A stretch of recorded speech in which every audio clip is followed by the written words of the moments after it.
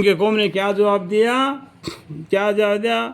آپس میں کہنے لگے کہ ان کو تم اپنی بستی سے نکال دو، یہ لوگ بڑے پاک صاف بنتے ہیں۔ سو ہم نے ان کو یعنی لوط علیہ السلام کو اور ان کے متعلقین کو بچا لیا بجز ان کی بیوی کے۔ ان کی بیوی بھی ان عذاب میں رہنے والوں کے ساتھ رہ گئی کہ وہاں انہی لوگوں میں رہی جو عذاب میں رہ گئے تھے، اور ہم نے ان پر ایک نیا طرح کا مین برسایا جو کہ پتھروں کا تھا۔ سو دیکھو تو صحیح ان مجرموں کا انجام کیسا ہوا۔ ان کا نیچے اوپر کا زمین نیچے کر دیا، نیچے کا زمین اوپر کر دیا، اور اوپر سے کنکروں کا بارش برسا دیا۔ اور ہم نے مدینہ کی طرف ان کے بھائی یعنی اسے آگے اور فرما رہے مدینہ کی طرف، اور ہم نے مدینہ کی طرف ان کے بھائی شعیب علیہ السلام کو بھیجا۔ شعیب علیہ السلام کو پیغمبر بنا کر مدینہ کی طرف بھیج دیا۔ انہوں نے فرمایا کہ میری قوم، تم لوگ اللہ تعالیٰ کی عبادت کرو، اس کے سوا تمہارا کوئی معبود نہیں، تمہارے پاس تمہارے پروردگار کی طرف سے وضاح دلیل آ چکی ہے۔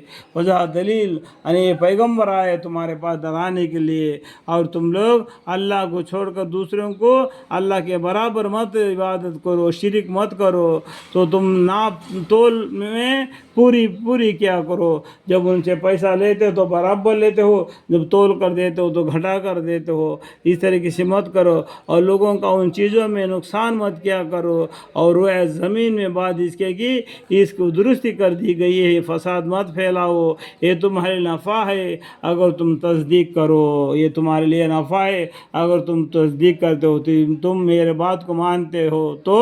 یہ تمہارے لیے نفع ہے اگر تم تصدیق کرتے ہو۔ تو اس طریقے سے شعیب علیہ السلام نے اپنی قوم کو ڈرایا، اور تم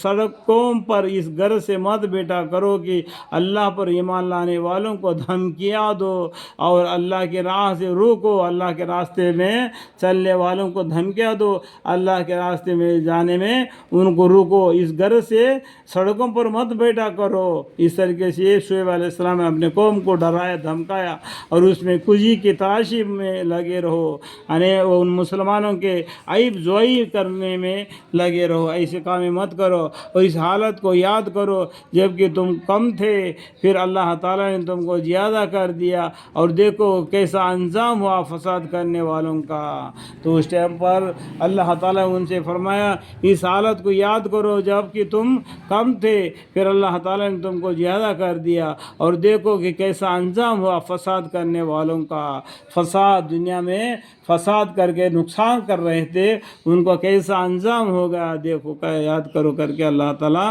قرآن کے ذریعے ہم لوگوں کو بتا دیتے ہیں تاکہ تم سمجھو اور دیکھو کہ کیسا انجام ہوا فساد کرنے والوں کا۔ اور اگر تم میں سے باجے اس حکم پر جس کو دے کر